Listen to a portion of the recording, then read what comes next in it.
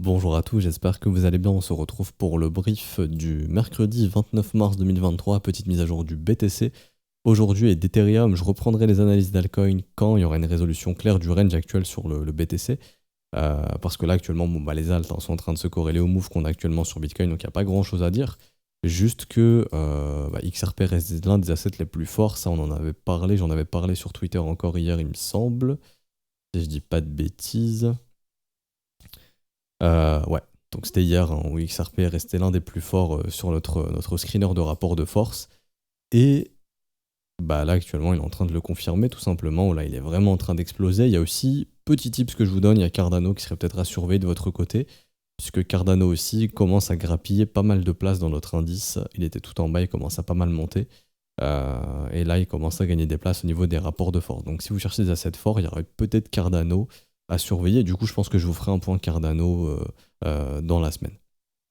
Alors, le BTC qui est en train de ravaler tout le dip de Binance, donc ça c'est hyper positif, c'est hyper bull. En termes de consolidation ici, je pense qu'on en avait parlé hier, c'est même quasiment certain.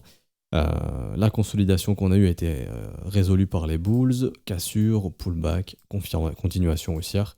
Donc là, c'est très bullish qu'on a sous les yeux.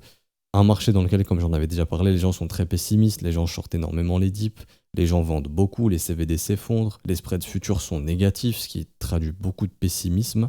Et ouais, le sentiment bearish règne en majeure partie. Bon, ça reste du range, hein. Techniquement le Bitcoin est toujours dans son range ici, on attendrait une résolution.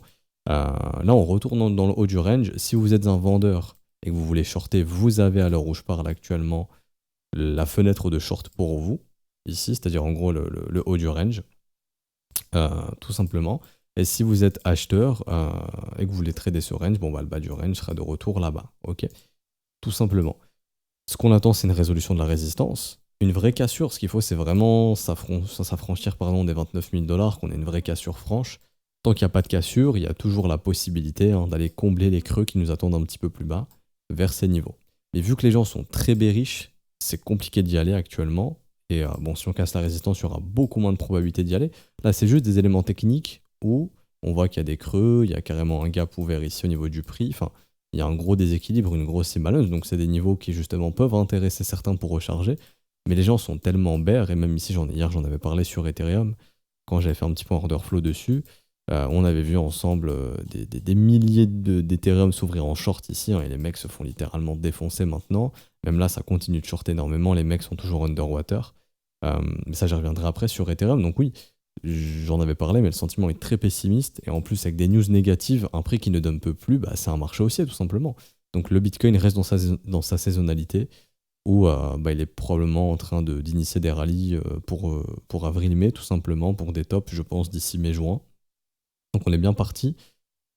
Une règle indique, j'en avais déjà parlé, hein, qu'on peut retracer de moitié en moitié moins de temps, donc ça sera environ 42 000 $ pour fin mai. Là on est en mars, hein, donc ça serait pas avant 2 mois, ce serait dans 60 jours à peu près, donc pas fin avril mais fin mai, donc dans 60 jours. Mais c'est des objectifs qui peuvent être atteints d'ici là. J'en avais parlé, mais en termes de liquidité, je vous ai donné un petit peu mon avis, qui est que les order books sont vides, sont littéralement vides au-dessus des 30 000, et que le but est probablement d'accumuler un maximum de shorts pour complètement les défoncer, faire un short squeeze assez rapidement, et on voit que bizarrement, c'est vide ici, donc il n'y a personne qui vend dans les 30 000, et hop, comme par magie, les ordres de vente reviennent vers les 40 à 42 000. Donc il y a une volonté d'avoir des order books très fins ici pour, en cas de short squeeze, qu'on puisse pumper très facilement pour push le prix ici, pour que des gros puissent distribuer probablement leur position là-haut. Maintenant la question c'est, est-ce que c'est bon, cette conso elle est finie?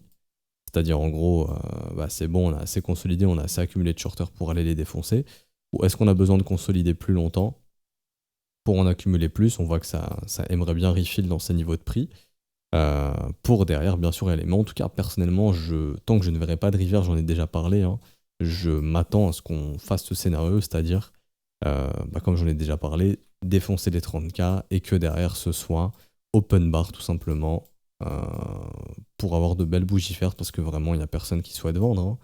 Enfin, quand vous regardez les order books, vraiment c'est vide. Vous voyez la différence, comment c'est plein ici, et là comment c'est plein aussi, mais là il n'y a rien. Donc c'est très facile de déclencher des short squeeze. Et pourquoi?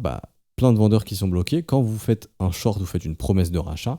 Si vous vous faites liquider, vous allez racheter au marché. Et donc, s'il n'y a pas de vendeur, bah, ça va vraiment faire pumper les prix. Imaginez d'un coup un gros déséquilibre. C'est comme si on avait... vous connaissez les balances un petit peu vieilles où, par exemple, on mettait 1 kilo à gauche et puis après on mettait l'équivalent en fruits pour que ce soit équilibré, etc. Bah là, c'est la même chose. Imaginez que d'un coup, il y a plein de shorts qui commencent à venir sur la balance et que d'un coup, tous ces shorts disparaissent et que ça fait beaucoup d'achats, bah ça va pousser en faveur des acheteurs, justement. Donc en gros, la balance va se déséquilibrer. On pourrait dire que la balance est au même niveau. Et d'un coup, il y a plein de shorts qui se font fermer, qui sont clôturés. Donc d'un coup, la balance des longues, enfin en gros, la force acheteuse vraiment qui explose. Et du coup, on se retrouve avec la balance vendeuse qui diminue. Bon, c'est bon, mon schéma, il est dégueulasse, mais bon, vous comprenez un petit peu ce que je veux dire. Donc ça ferait en gros un rapport de force vendeur-acheteur où les acheteurs bouffent les vendeurs d'un coup. Sachant que les vendeurs, bah, il y en a très peu maintenant. Ok. Maintenant, la question, c'est est-ce que c'est bon, on est prêt, on y va maintenant? Ou est-ce que là, on est toujours dans du range, on va encore consolider, on est simplement dans un haut de range? Pour cela, il faudra attendre une cassure de la résistance. Mais en tout cas, avec les datas qu'on a et tous les shorters qu'on a et aussi les bad news qui au final n'ont même pas impacté le prix, enfin très peu, ça a déjà été recover, ça c'est plein d'éléments qui indiquent vraiment que le Bitcoin est très bullish. Pas grand chose d'autre à dire pour BTC, peut-être rapidement au niveau order flow, si je viens ici, hop, tac. Donc beaucoup de shorts qui se font sortir, là il y a beaucoup de longs qui sont en train de rentrer. Faudra surveiller, hein. S'il y a la cassure de la résistance, ces longs vont être safe. Par contre, si on commence à retourner sous les 28 000, tous ces longs ici vont être coincés et ça sera un petit peu dangereux pour eux. Et quoi qu'il en soit, vu le nombre de shorters, enfin, il n'y a pas eu énormément de shorters sur ce dip, sur Bitcoin, c'est surtout sur Ether. C'est pour ça qu'Ether est beaucoup plus intéressant en termes d'order flow. Et les gens se sont jetés dans la vente en fait sur Ethereum. Alors Ether graphiquement, ici, osciller dans un range, on avait déjà noté ici, on est venu chasser quelques petits stops, là on est venu chasser les stops des acheteurs, chasser les stops des vendeurs, donc ça reste du range. Les vendeurs qui veulent trader ce range bah, vont shorter le haut tout simplement. Les autres vont trader le breakout, ok, et les autres vont essayer de trader la chasse au stop, hein, tout simplement. Donc le trade, ce serait en gros, ceux qui sont agressifs, enfin, ceux qui tradent le range tout simplement vont shorter le haut du range. Donc là on arrive dans le haut du range, donc il y en a qui vont essayer de shorter ici. Et là je pense qu'on est déjà en train de le voir. Hop, là il y a quand même beaucoup de shorts qui se sont ouverts, il y a aussi beaucoup de longues, hein, attention, dans ce haut de range. Et il y a ceux qui vont attendre la chasse au stop à nouveau et qui vont attendre la réintégration pour shorter. Et il y a ceux simplement qui vont acheter le breakout, tout simplement. Ok.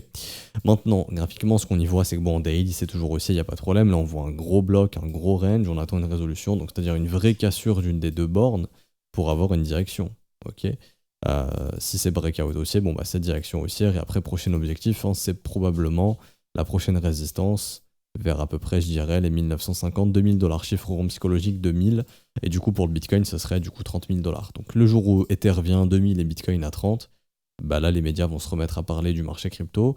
Si on continue de pumper, il y a des gros short squeeze qui vont se mettre en place. Après, le public va en entendre parler. Ah, ça monte, faut acheter. Et on va se diriger vers les niveaux de prix de distribution, vers les 40-50 000 probablement, de la smart money qui attend de distribuer tout ça plus haut, probablement.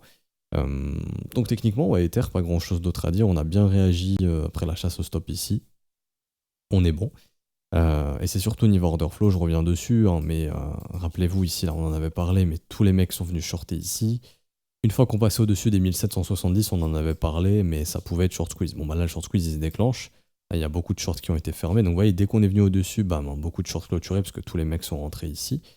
Et là actuellement, il y a beaucoup de shorts aussi qui se sont ouverts. Et là je le vois, mais là il y a beaucoup de shorts et de longues, mais encore une fois, comme je le répète souvent, quand les open interest montent, faut pas juste faire le rapprochement, oh là là, les open interest ils montent, il y a beaucoup d'acheteurs ou il y a beaucoup de vendeurs. Non, il y a les deux. Il y a et des mecs qui ouvrent des longues et des mecs qui ouvrent des shorts. Maintenant, ce qui est important de savoir, c'est qui est bloqué, qui est dans le bon sens du trade, qui ne l'est pas. Et là actuellement, quand vous regardez ça, bah, qui est dans le mauvais sens du trade, c'est tous les mecs qui shortent. Donc tous les mecs qui ont shorté sont underwater. Underwater, ça veut dire en gros, vous êtes sous le niveau de prix ou au-dessus du prix de votre entrée. Donc si c'est un short, bah en gros, le marché est au-dessus de votre niveau d'entrée, donc vous êtes là, le marché il est là. Et si vous êtes en long, un long underwater, c'est en gros un mec qui était rentré ici et quand le marché était là, il était underwater. Donc il était en perte simplement. Vous êtes en perte latente. Pas une perte que vous avez acceptée, mais vous avez une perte latente. Et donc en gros, là actuellement, bah, qui est le plus en PLS? Est-ce que c'est les acheteurs ou les vendeurs? Bah là, jusqu'à preuve du contraire, c'est les vendeurs. Il y a énormément de vendeurs ici qui sont venus shorter. Là, je le vois au niveau de la data. Donc là, en gros, j'ai vraiment le net short, net long, delta. Donc j'ai fait des petits paramètres qui m'indiquent vraiment ce qui s'ouvre, ce qui se ferme, etc. Au niveau des deltas, est-ce qu'il y a plus de short qui s'ouvre, qui se ferme, est-ce qu'il y a plus de long qui s'ouvre, qui se ferme, etc. Là, je vois qu'il y a eu beaucoup d'ouvertures et de long et de short, mais qui est coincé? Bah, tous les mecs qui sont venus shorter ici actuellement sont coincés. Donc c'est simple.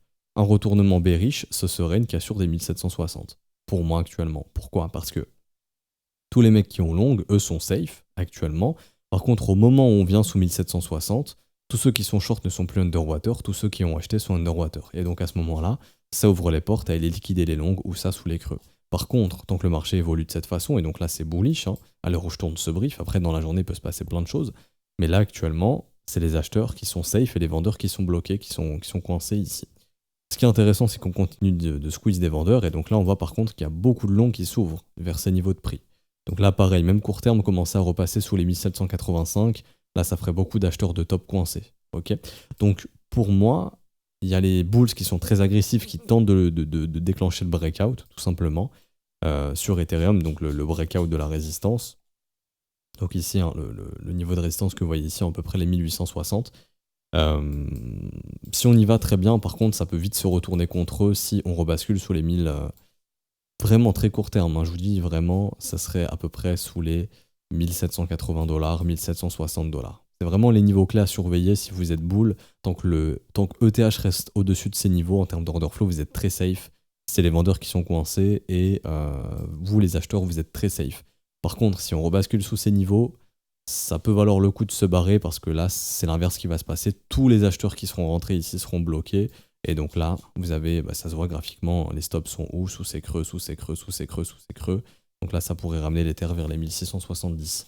Donc là, pour l'instant, c'est bullish, c'est haussier, il n'y a pas de problème de ce côté-là. Par contre, surveillez bien les niveaux que je vous ai dit parce que ça pourrait vraiment vous alerter d'un bull trap, donc d'un piège haussier, qu'ensuite les acheteurs se fassent massacrer. Pour l'instant, c'est pas le cas. Et sur Ethereum, je reviens dessus rapidement, mais il n'y a pas beaucoup d'ouverture de position. Pardon, sur Bitcoin, il n'y a pas beaucoup d'ouverture de position. Juste là, on est en train de voir qu'il y a beaucoup de shorts qui se font sortir. Les shorters sur Bitcoin n'osent plus trop se montrer actuellement. Par contre, là, ça commence à acheter beaucoup. Donc sur Bitcoin, je vous dirais vraiment que court terme, commencer à repasser sous les 27 004, ça serait bearish. Et à ce moment-là, il y aura vraiment les acheteurs de top qui seront coincés et on ira nettoyer ces acheteurs. Et pareil, hein, les stops seront sous les plus bas, sous les 26 004. Donc là, il faut vraiment maintenir 27 400 pour Bitcoin sur du court terme. Tant qu'on maintient ces niveaux de prix, on peut sans problème, pourquoi pas, aller casser la résistance et avoir un Bitcoin qui va chercher peut-être les 30 000 dans la journée ou dans les prochains jours. D'ailleurs, au niveau du marché options, tous les puts sont rects. Il faut savoir que généralement, la smart money, c'est la smart money qui va écrire les puts. Donc elle a de l'intérêt justement à ce que Bitcoin pour vendredi clôture au-dessus au moins des 26 500, voire au-dessus des 28 pour vendredi pour recter tous les puts. Et on voit qu'il y a certains qui ont beaucoup acheté de calls.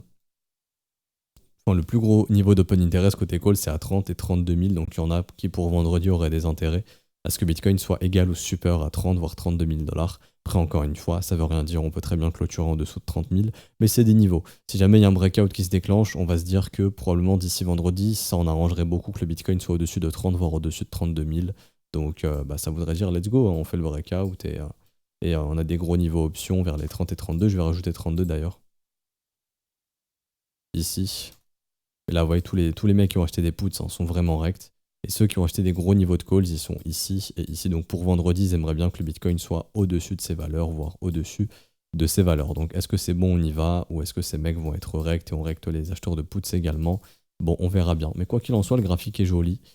Pour BTC, bon, il suffit de le regarder en mensuel. Hein, le graphique, bon là je suis en weekly, mais en mensuel, il est très bull. Cassure de résistance, on semble se diriger vers les prochaines. Tout va bien. Après, encore une fois, ce qu'il faut, c'est vraiment casser la résistance.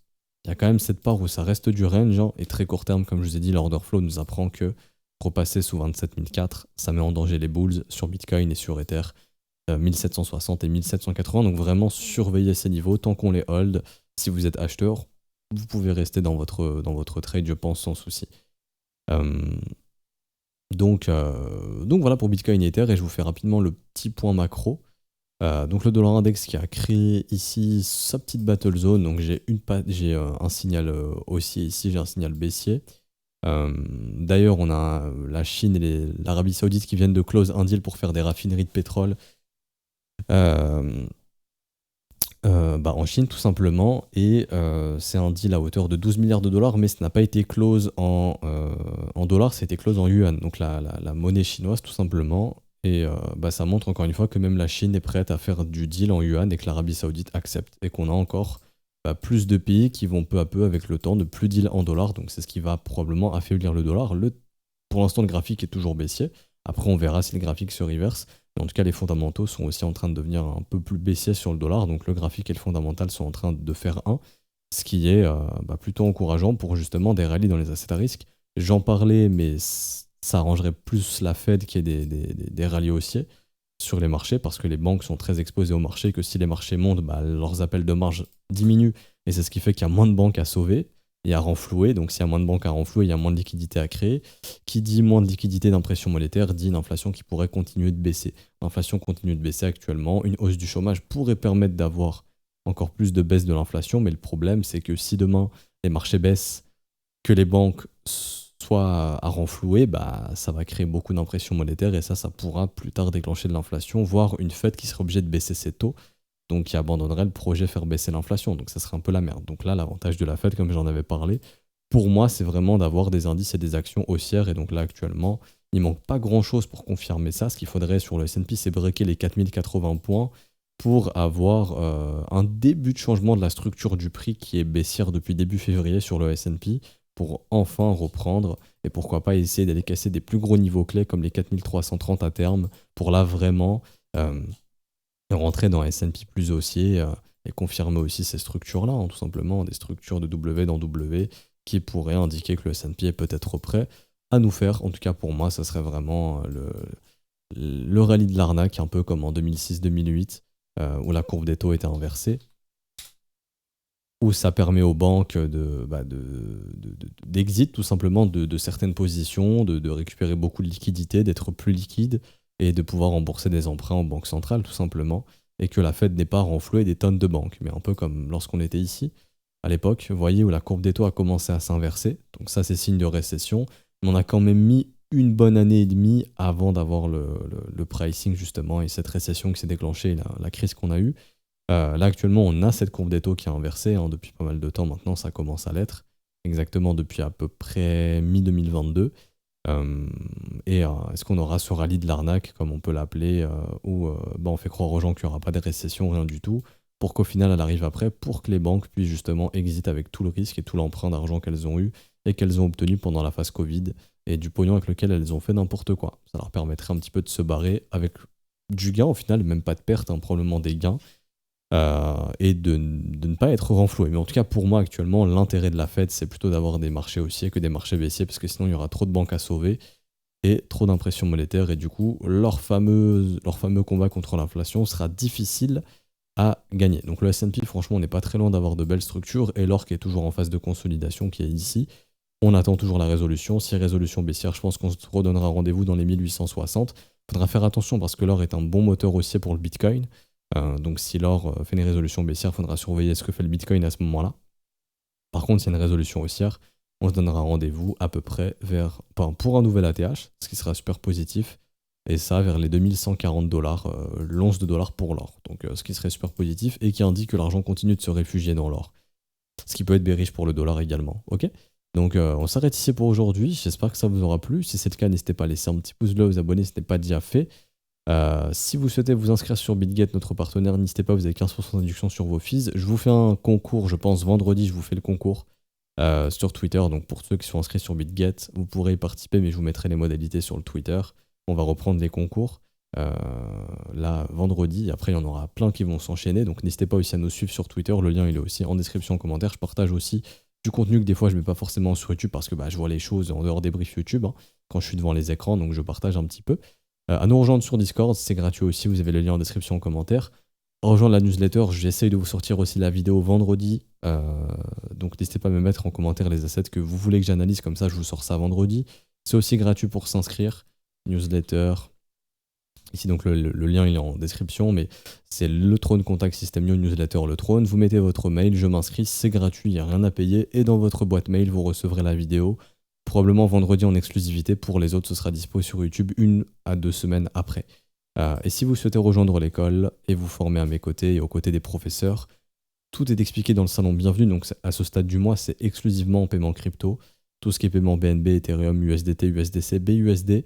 Vous avez les adresses ici, les montants ici. Une fois que la transaction est faite, vous nous envoyez le TXID au prof, on est juste ici. On le valide dans la journée, dans l'heure, et une fois que c'est fait, vous avez votre rôle élève, donc dans la journée, c'est bon. Si vous avez des questions, n'hésitez pas sur le Discord ou en commentaire de cette vidéo, j'y répondrai. Bonne journée à tous, on se retrouve demain ou vendredi. Ça dépendra un petit peu s'il y a de la volatilité ou non, donc à demain ou à vendredi. Bonne journée à tous, ciao ciao.